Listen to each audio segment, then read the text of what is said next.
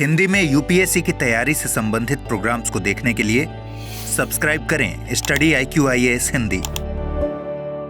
Hello everyone, सबसे पहले तो आप सभी लोगों का मैं मनोज कुमार आपके अपने चैनल स्टडी IQIAS हिंदी पर बहुत बहुत स्वागत करता हूं और उम्मीद करता हूं कि आप सब लोगों की तैयारी बहुत अच्छी चल रही होगी। और जो छात्र आप में से 2025 के लिए या 2026 के लिए या 2027 के लिए एग्जाम की तैयारी करना चाह रहे हैं, तो आज उनके लिए मैं एक विशेष मुद्दे पर चर्चा करने जा रहा हूं। बहुत ही महत्वपूर्ण मुद्दा है, वैकल्पिक विषय की शुरुआत हम कब से करें और कैसे तैयारी करें। यह एक बहुत बड़ा विषय होता है। अधिकांश छात्र ध्यान रखिएगा कि जीएस की ही शुरुआत करते हैं और जीएस ही पूरे साल पढ़ते रहते हैं। जो ऑप्शनल सब्जेक्ट होता है, वैकल्पिक विषय होता है, उसको वो बहुत इग्नोर करते हैं, बहुत ज्यादा ही इग्नोर करते हैं, जबकि इसकी इंपॉर्टेंस बहुत ज्यादा है। तो आज इस मुद्दे पर हम लोग चर्चा करेंगे कि एक छात्र को सही मायने में ऑप्शनल सब्जेक्ट यानी वैकल्पिक विषय की तैयारी कब से करनी चाहिए और किस तरीके से करनी चाहिए। ठीक है ना? तो सभी लोग जल्दी जल्दी ज्वाइन कर लीजिए और आप सभी लोगों का मैं पुनः बहुत बहुत स्वागत करता हूं। ठीक है ना? तो चलिए हम इसको शुरू करते हैं कि वैकल्पिक विषय को लेकर के खासकर नए छात्र विशेष तौर पर इस बात को ध्यान से सुन लीजिएगा। देखिए, वैकल्पिक विषय कौन सा पढ़ना चाहिए सब बताएंगे, ये ध्यान रखिएगा। सभी बताएंगे कि वैकल्पिक विषय कौन सा पढ़ना चाहिए, ठीक है ना, कौन सा विषय अच्छा है, कौन सा विषय अच्छा नहीं है। आप में से बहुत सारे छात्रों के प्रश्न मेरे सामने आ भी रहे हैं और आएंगे भी, आते भी रहेंगे, सर हम कौन सा वैकल्पिक विषय चयन करें। उस पर मैं चर्चा अलग से करूंगा, आपके लिए अलग से एक टॉपिक लेकर के आऊंगा कि how to choose the optional subject, कौन सा ऑप्शनल विषय पढ़ना चाहिए, वो मैं अलग से चर्चा करूंगा। पहले बात कर रहा हूं कि हमें वैकल्पिक विषय की तैयारी यानी कि ऑप्शनल सब्जेक्ट की तैयारी कब से शुरू करें और कैसे शुरू करें, क्या इंपॉर्टेंस है इसकी, महत्व क्या है इसका। तो चलिए इस पर हम शुरू करते हैं। एक चीज ध्यान रखिएगा, सबसे पहले हम जो चर्चा करेंगे उसमें ध्यान रखिएगा, एक तरफ है आपका ऑप्शनल सब्जेक्ट और दूसरी तरफ है जनरल स्टडीज। ऑप्शनल सब्जेक्ट का अगर हम देखें तो इसके जो इंपॉर्टेंस है मेंस एग्जाम में है, मेंस में, और ये आपके दो पेपर होते हैं। एक ही ऑप्शनल सब्जेक्ट एक होता है, एक विषय होता है जिसमें आपको अपनी पसंद का एक सब्जेक्ट का चयन करना होता है, अपनी पसंद का। कोई भी जो उसमें लिस्ट दिया हुआ है, यूपीएससी हम सभी बच्चों को, सभी छात्रों को एक लिस्ट देती है कि उनमें से आप कोई भी एक विषय का चयन कर सकते हैं, ठीक है ना। और हर विषय का दो पेपर होते हैं, पेपर फर्स्ट और पेपर सेकंड। इस बात को ध्यान से सुन लीजिए, पढ़ लीजिए, समझ लीजिएगा। पेपर फर्स्ट जो होता है वो 250 नंबर का होता है, 250 अंक का होता है, और ये भी 250 अंक का होता है। यानी कुल मिलाकर के जो पेपर होता है आपका, ये 500 नंबर का जीएस ऑप्शनल का पेपर होता है, 500 अंक का।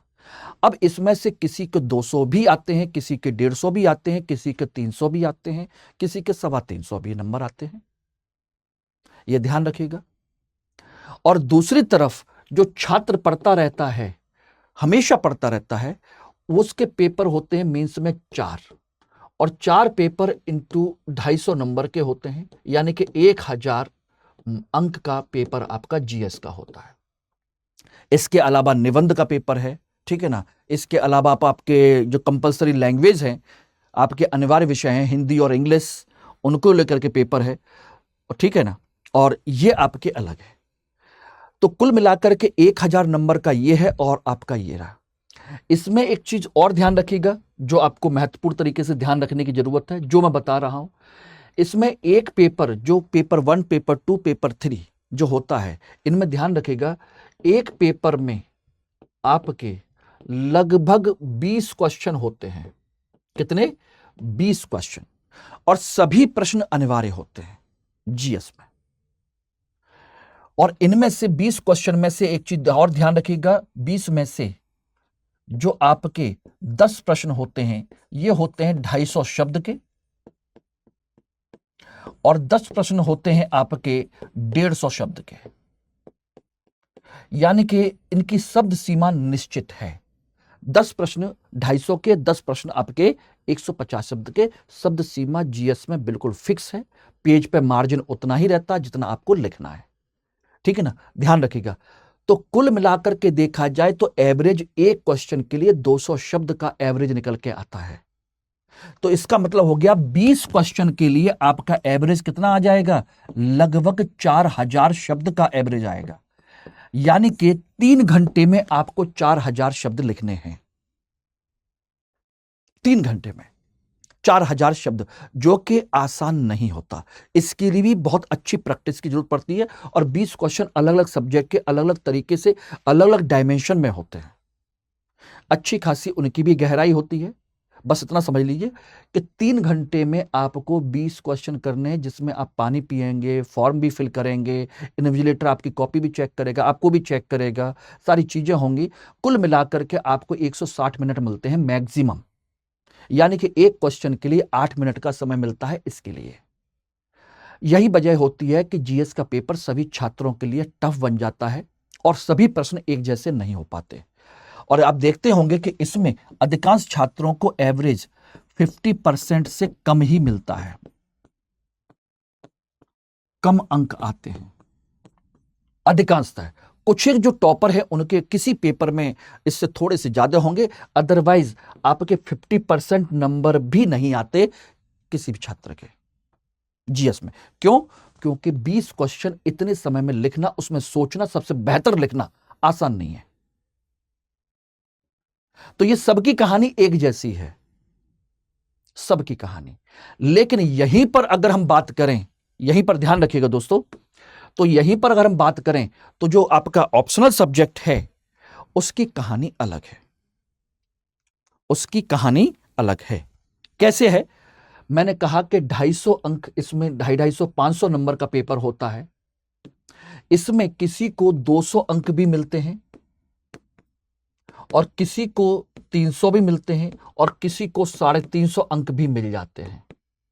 यानी कि 500 में से 350 नंबर भी मिल सकते हैं। 70% तक मैंने नंबर आते हुए देखे हैं, 70% तक।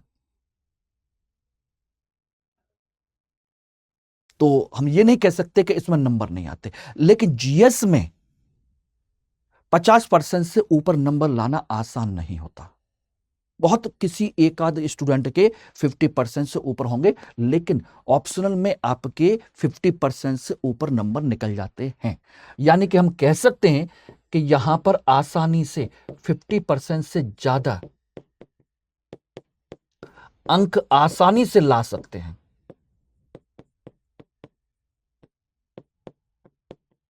ला सकते हैं। अब बताइए, जिसमें 50% नंबर नहीं आते, छात्र सालों उसको पढ़ता रहता है, और जिसमें आसानी से थोड़ी सी मेहनत करने के बाद आसानी से अपने पसंद का विषय चुनने के बाद में 50% से ज्यादा नंबर आसानी से ला सकते हैं, उसको हम इग्नोर कर जाते हैं, उसको हम ध्यान नहीं देते, उसको हम नहीं पढ़ते। पढ़ते हैं, अरे चयन कर लेंगे, देख लेंगे, ऐसा कर लेंगे, बाद में देख लेंगे, चलो जिस समय मेंस देने आएंगे उसी समय तैयार कर लेंगे, जीएस अभी से पढ़ेंगे। इसका मतलब आपकी सही रणनीति कहीं ना कहीं नहीं है। अब इसमें भी देखा जाए तो आपको हर पेपर में ध्यान रखना, हर पेपर में आपके 8 प्रश्न होते हैं और इन 8 प्रश्नों में से केवल 5 करने होते हैं। इसमें से ये ध्यान रखिएगा। यानी कि फर्स्ट पेपर में 8 प्रश्न, उसमें से 5 करने हैं। सेकंड पेपर में 8 प्रश्न, उसमें से 5 करने हैं। यानी कि इसमें आपके पास चयन करने की सुविधा होती है, सिलेक्शन की सुविधा होती है। आप इसमें से कौन से आप क्वेश्चंस कर सकते हैं। पहला और 5वां अनिवार्य होता है, बाकी सब आप में से 6 में से कोई भी आपको 3 करने होते हैं आराम से। तो ये एक व्यवस्था है, जबकि यहां पर आपके सारे के सारे कंपलसरी हैं। अब कहोगे सर सारे कंपलसरी है इसलिए तो सब कुछ पढ़ते रहते हैं। अरे भाई, आराम से नंबर लाए जा सकते हैं, नंबर उठाना है, हमें सिलेक्शन लेना है। हमें इस बात पर ध्यान देना ही नहीं है कि हमें कितना आता है, कौन सी चीज कितनी आती है। हमें तो सिलेक्शन लेने से मतलब है, और वो जैसे मिलेगा वैसे लेंगे। उसके लिए जो रणनीति अपनानी होगी वो रणनीति अपनाएंगे। इसीलिए कहते हैं कि एक कोच, एक मेंटर, एक गाइड बहुत जरूरी होता है, क्योंकि छात्र अपने स्तर पर इन बारीकियों को नहीं समझ पाते, और ये बारीकियां हमारे जैसे अनुभवी जो शिक्षक हैं, जिन लोगों ने सिलेक्शन लिया हुआ है या इंटरव्यू दिए हुए हैं, वो आराम से आपको सारी रणनीति आराम से बता सकते हैं। आपको इस बात का ध्यान रखना चाहिए, ठीक है ना? बात समझ में आ गई, नहीं आ गई? एवरीबॉडी गौर से समझ लीजिएगा एक एक चीज को बहुत अच्छे तरीके से। अब बात करेंगे कि आखिर इसमें हम तैयारी कैसे और किस तरीके से करें, किस पर कितना फोकस करें, कब से शुरू करें, इसी को लेकर हम चर्चा करते हैं। और उससे पहले आप लोगों के लिए एक महत्वपूर्ण सूचना है जो बहुत ही अनिवार्य है, बहुत ही जरूरी है, कि आप लोगों के लिए study IQ great Indian festival sale, जो इस समय आपके नवरात्र चल रहे हैं, उसको लॉन्च कर चुका है। और ये सेल जो है आपके केवल 15 तारीख तक के लिए है, ध्यान रखना।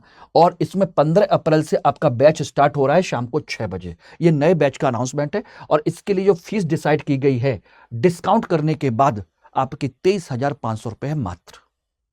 हिंदी का ये 5वां बैच है, आपको इवनिंग का आराम से आप देख सकते हैं, लेकिन ये डिस्काउंट दोस्तों आपको तब मिलेगा जब आप MK लाइव कोड का इस्तेमाल करेंगे। उसमें कई सारे ऑप्शन होते हैं, उसमें से MK लाइव कोड इस्तेमाल करेंगे और आराम से इस बैच को ज्वाइन कर सकते हैं। और ये डिस्काउंट भी आपको मिल जाएगा, साथ के साथ मेरा गाइडेंस भी, मेरा पर्सनल गाइडेंस से लेकर के सब कुछ आपको मिल जाएगा। तो इस बात का ध्यान रखेगा एवरीबॉडी। और दूसरी बात इसमें ध्यान रखने की यह है कि ये जो बैच है ये आपके लगभग 2 साल का है, और इसकी लगभग 2.5 साल की वैलिडिटी है। यानी कि 2.5 साल तक आप देख सकते हैं, और हर चीज का अपना एक शेड्यूल फिक्स है इसमें। यानी कि देखेंगे तो 15 आपका ये जो है फाउंडेशन कोर्स, इसके बाकायदा डेट फिक्स है कि फाउंडेशन कोर्स इस समय तक कंप्लीट होगा। उसके बाद प्रारंभिक परीक्षा के लिए अलग से क्लास कराई जाएगी और टेस्ट सीरीज कराई जाएगी। मेंस के लिए अलग से क्लास कराई जाएगी, उसके टेस्ट सीरीज से लेकर के रेजिडेंशियल प्रोग्राम आपको दिल्ली में बुलाया जाएगा, जिसका खाना, रहना, पीना, खर्चा सब कुछ संस्थान की तरफ से होगा। आपको 1 रुपया कहीं खर्च नहीं करना है। और उसके बाद इंटरव्यू प्रोग्राम, यानी कि हम फाउंडेशन कोर्स इसमें कंप्लीट कराने के बाद आपको अलग से ये सारी चीजें कराएंगे, जिसका आपसे कोई चार्ज नहीं ले रहे, मात्र 23,500 रुपए सिर्फ सोचिए। और प्री पास कर लेते हैं 2025 में, 2026 में पास करते हैं, तो आपको दिल्ली में अपने सेंटर पर यहां बुला करके आपको रखेंगे 4 महीने, आपकी मेंस के लिए पूरी तैयारी करवाएंगे जी जान से, और उसी तरीके से जैसे यूपीएससी पूछता है। यूपीएससी में चीजें पूछी जाती हैं, और इन सब का मकसद दोस्तों एक चीज ध्यान रखना, कोर्स कंप्लीट कराना स्टडी IQ का उद्देश्य नहीं है, आपका उद्देश्य है सिर्फ सिलेक्शन। और उसी में हम लोग इस रणनीति के तहत आपके साथ चल रहे हैं। वरना इतने कम अमाउंट में आपको घर बैठा करके सारी चीजें कोई क्यों कराएगा? इतना नहीं करा देंगे, खाली फाउंडेशन कोर्स करा देते हैं, फ्री कर देते हैं, ये क्यों करवाएंगे आपको? बात समझिएगा। तो इसमें आपको सारी चीजें मिलेंगी, मेंटर्स मिलेंगे आपको, जब कभी भी कोई भी डाउट होता है वो आप पूछिएगा। CSET की क्लासेस हैं, निबंध की क्लासेस हैं, कंपलसरी पेपर की क्लासेस हैं, सब कुछ इंक्लूड है, केवल ऑप्शनल सब्जेक्ट को छोड़ करके सब कुछ इसमें इंक्लूड है एवरीबॉडी। इट इज ओके, ध्यान रखिएगा। तो इसमें आप समझ लीजिएगा। और ये देखिए कोचिंग या क्लास आपको क्यों जरूरी है? देखिए 2-3 चीजें, एक सही गाइडेंस, दूसरा आप एक सही टाइम टेबल के साथ अपनी चीजों को तैयार करते हैं, सही रणनीति के साथ तैयार करते हैं। अदरवाइज आधे अधूरे तरीके से पढ़ते रहेंगे बेटा, कभी भी कोई रिजल्ट नहीं आएगा। आपको यही पता नहीं चलेगा हमें क्या पढ़ना है, कितना पढ़ना है, कैसे पढ़ना है और क्या छोड़ना है, ये कभी पता नहीं चल पाता। बहुत बिरले होते हैं बेटा जिनके ऊपर वाले का आशीर्वाद होता है, वो अलग बात है। अदरवाइज सामान्य छात्र के बस की बात तो नहीं है कि अकेले बैठ करके वो कुछ भी कर ले। इसलिए कोच, मेंटर्स, गाइड की जरूरत पड़ती है। एक सही कोचिंग की इसीलिए जरूरत पड़ती है कि वहां से आपको बहुत सारी चीजें बता दी जाती हैं कि ये आपको पढ़ना है, इस तरीके से पढ़ना है, ये समझना है। बहुत सारी चीजें हैं जो छुपी हुई रहती हैं, पता ही नहीं चलती। ये इवन आप देखेंगे कि यूपीएससी का जो सिलेबस देता है, यूपीएससी का सिलेबस भी अलग तरीके से डिफाइन रहता है।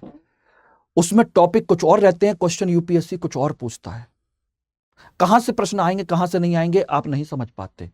इसीलिए कोई कितना भी कहे, कुछ भी कहे, कोचिंग की अपनी एक इंपॉर्टेंस है। और हम लोग ध्यान रखिएगा बेटा, हम लोग कभी भी विवेकानंद के वंशज नहीं है कि हमको एक बार कोई चीज पढ़ी और याद हो गई। हमें बार बार प्रैक्टिस करनी पड़ती है। और मैंने अभी क्या कहा था, अभी मैंने जस्ट आपको समझाया था कि 3 घंटे में 20 क्वेश्चन यानी कि 4000 शब्द सोचना, समझना, लिखना और सबसे बेहतर तरीके से लिखना, ये प्रैक्टिस, ये कैसे पॉसिबल है? कौन कराएगा आपको प्रैक्टिस? और आपको टॉपर भी बनना है। सपना आप सब लोगों का सब एक ही है कि टॉपर बनना है। कैसे बनेंगे? बिना प्रैक्टिस के। अगर आप घर बैठ करके ऐसे ही तैयारी कर रहे हैं बिना किसी कोचिंग के, बिना किसी गाइडेंस के, तो आपके क्वेश्चन का आंसर कौन चेक करेगा?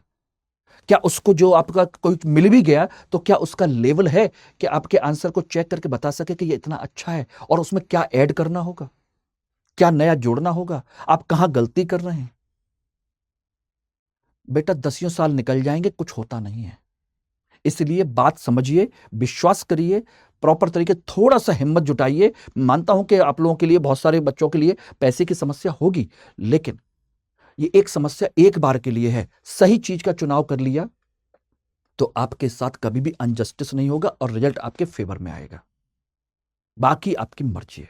बाकी कोई भी दिक्कत हो, आप लोग मुझे टेलीग्राम पर, इंस्टाग्राम पर या मेल आईडी पर मुझे कांटेक्ट कर सकते हैं। और ये कोड लगाना मत भूलिएगा, MK लाइव, अन्यथा ना तो आपको डिस्काउंट मिल पाएगा और ना ही आपको जो मेरा गाइडेंस है, ऐसा तो नहीं कहूंगा नहीं मिल पाएगा, मिलता रहेगा, लेकिन कितना मिल पाएगा ये मैं नहीं कह सकता। मैं गाइडेंस तो मैं वैसे भी देता रहता हूं, चाहे छात्र मेरा कोड यूज करें या ना करें, करता रहता हूं। लेकिन हाँ, उन छात्रों के प्रति मेरी विशेष जिम्मेदारी हो जाती है जिन्होंने मुझ पर भरोसा करके मेरा कोड इस्तेमाल किया है। नेचुरल सी बात है। आप भी मेरी जगह होंगे तब भी यही बात होगी। और ये टेलीग्राम का बार कोड है जिसका आप उपयोग कर सकते हैं मुझसे कनेक्ट होने के लिए। ठीक है ना? तो बात समझ में आ गई कि नहीं आ गई? अब बात आती है कि इसको हम कब से तैयार करें, कैसे तैयार करें, और खास बात क्या है। देखिए दोस्तों, ऑप्शनल जो विषय है, मैंने पहले ही कहा कि ऑप्शनल सब्जेक्ट तैयार आपको करना है। ऑप्शनल सब्जेक्ट की खास बात क्या होती है कि यह आपकी पसंद का विषय होता है। ठीक है ना?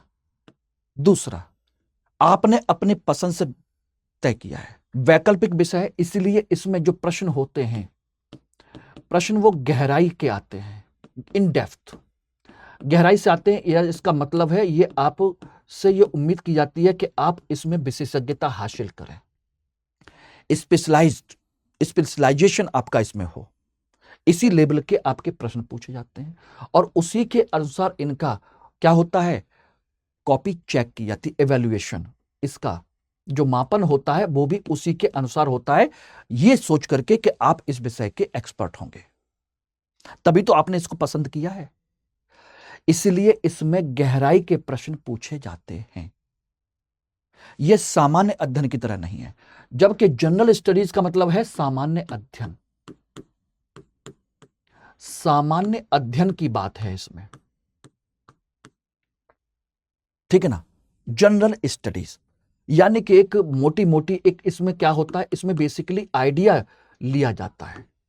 आइडिया कि आपको उस विषय का कुछ आइडिया है कि नहीं है, लेकिन हाँ, आइडिया कैसा होना चाहिए, बिल्कुल स्पष्ट होना चाहिए, स्पष्ट हो, स्पष्ट आइडिया होना चाहिए। ऐसा नहीं कि आधा अधूरा हो, कोई भी चीज हो आधी अधूरी चीज ना हो, मतलब पूरी साफ सुथरी क्लीन हो।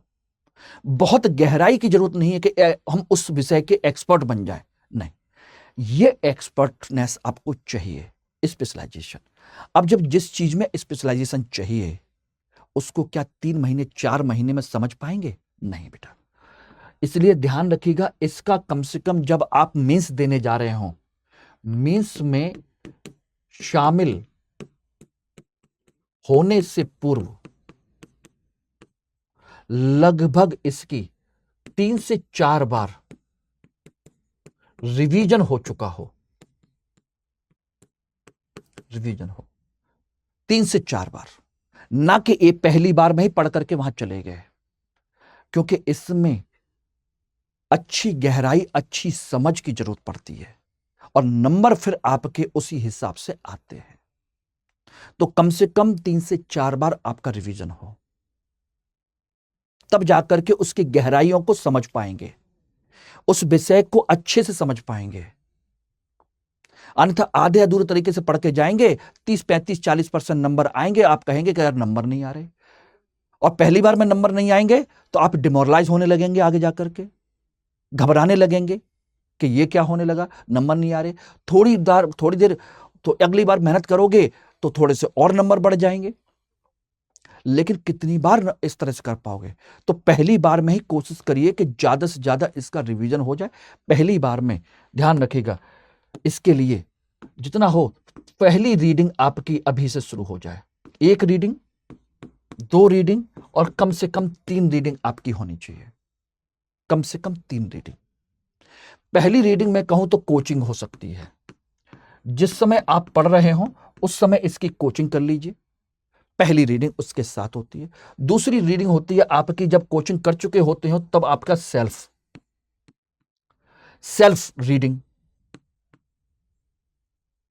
एक बार self reading plus answer writing पढ़ते भी जाइए और उसमें कुछ नई चीजें ऐड करते जाइए और लिखते जाइए, लिखने की प्रैक्टिस कर लीजिए दूसरी बार। और तीसरी बार होता है जब आप मेंस दे रहे होते हैं, मेंस से पहले, पूर्व, यानी कि प्री और मेंस के बीच में, प्री और मेंस के बीच में, प्री के बाद और मेंस के पहले, इस बीच में जो 2.5-3 महीने का समय मिलता है, उस समय फाइनल रीडिंग होनी चाहिए, फाइनल प्रैक्टिस होनी चाहिए प्रॉपर तरीके से। तो कम से कम 3 बार जब रीडिंग होगी तब उस विषय की गहराई आप समझ पाएंगे, ठीक है ना। और सामान्य अध्ययन के लिए 1 से 2 बार पढ़ेंगे तो भी काम चल जाएगा। उसको पढ़िए, मैं उसके मना नहीं कर रहा हूं, लेकिन इसको करेंगे। अगर 3 बार आप करेंगे तो मैं गारंटी दे रहा हूं कि 50% से ऊपर नंबर आराम से आएंगे, विषय कोई भी हो, 50% से ऊपर नंबर आएंगे ही आएंगे, डेफिनेट। और मैं कहूं कि इस 50% के नंबर की इंपॉर्टेंस क्या है वो बता देता हूं।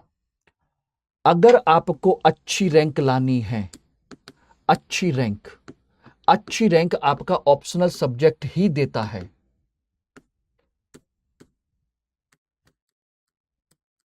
सिलेक्शन तो जीएस करवा देगा, सिलेक्शन सामान्य नंबर करा देंगे, लेकिन अच्छी रैंक के लिए आपको ऑप्शनल में आपको क्या चाहिए? 50% से ज्यादा अंक चाहिए। और 50% से ज्यादा अंक आपको तभी मिलेंगे जब आप जितनी बार हो सके उतनी बार प्रैक्टिस करेंगे, अन्यथा नहीं होगा, अन्यथा नहीं होगा, यह ध्यान रखिएगा। और जितने भी टॉपर हैं उनके मार्क्स उठा करके देखिएगा, उनके ऑप्शनल में 50% से ज्यादा नंबर हैं या नहीं, और जीएस के भी उठा के देख लीजिएगा। ये सब आपके सामने है, नेट पे जाइए, सब बहुत सारे लोगों की मार्कशीट आपको मिल जाएंगी टॉपर्स की। आराम से कहिए, देखिए, समझिए। अगर मनोज सर गलत कह रहे हो तो मेरी क्लास में आना बंद कर दीजिए, कोई समस्या नहीं है, अगर जो गलत हो तो। ये बात मैं चाहता हूं कि आप सिलेक्शन लें और टॉप करें, लेकिन टॉप करने के लिए, सिलेक्शन के लिए ये स्ट्रैटेजी चाहिए, ठीक है ना। और इसके लिए अब आपके पास समय क्या है, इसके लिए ध्यान रखिएगा। तो जितना जल्दी हो सके अभी आपका जो ऑप्शनल सब्जेक्ट है, ऑप्शनल सब्जेक्ट जितना जल्दी हो सके अभी शुरू करिए, नंबर 1 पर अभी शुरू करें। यानी कि अभी इसका मतलब हो गया कि कम से कम इसकी तैयारी आपकी, ध्यान रखना, दिसंबर तक इसकी कोचिंग पूरी हो जाए।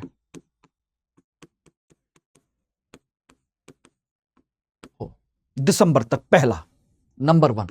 तो जितना जल्दी हो सके उतना जल्दी इसको ज्वाइन कर लीजिए, ध्यान रखिएगा, नंबर 1। नंबर 2, दिसंबर के बाद जनवरी से लेकर के फरवरी मार्च तक इसकी आपकी सेल्फ रीडिंग हो, और उसके बाद तीसरी आफ्टर प्री के बाद हो, प्री के बाद फाइनल रीडिंग हो, final reading practice, answer writing practice, सब कुछ ये उसके बाद में हो। तो ये आपकी 3 डेट है जिसको आपको फॉलो करना चाहिए। अगर 2025 में सिलेक्शन अपना देखना चाहते हो तो। अन्यथा फिर जीएस पढ़ते रहिए। बोले सर एक बार प्री तो निकाल लें, कॉन्फिडेंस तो आ जाए, घर वालों को विश्वास तो हो जाए, करते रहिए। उसमें फिर कोई मैं या कोई भी कुछ नहीं कर सकता। फिर आप ये मत कहिएगा कि कभी किसी ने हमें प्रॉपर गाइड नहीं किया। गाइडेंस भी अवेलेबल है, सारी चीजें अवेलेबल हैं, बस आपको करना है, ध्यान रखना।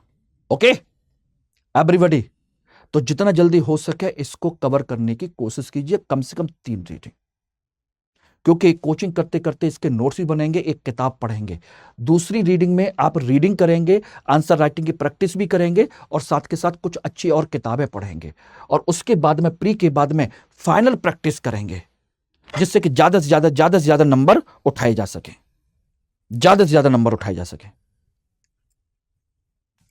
ओके, क्लियर है? तो इस बात को ध्यान रखिएगा। बाकी किसी तरह की कोई प्रॉब्लम हो तो आप मुझे टेलीग्राम पर, इंस्टाग्राम पर, मेल आईडी पर मुझे कांटेक्ट कर लीजिएगा, आपकी प्रॉब्लम सॉल्व हो जाएगी। और हां, कोर्स ज्वाइन करने के लिए आप लोग MK लाइव कोड लगाना मत भूलिएगा। अगर आप चाहते हैं, मुझे विश्वास है, मेरे साथ जुड़ना चाहते हैं, तो डेफिनेटली इसमें जुड़िए और मेरे साथ आगे बढ़िए। मैं आपके साथ आपके सिलेक्शन तक हमेशा साथ रहूंगा। ठीक है ना? Thank you. हिंदी में यूपीएससी की तैयारी से संबंधित प्रोग्राम्स को देखने के लिए सब्सक्राइब करें स्टडी IQ IAS हिंदी।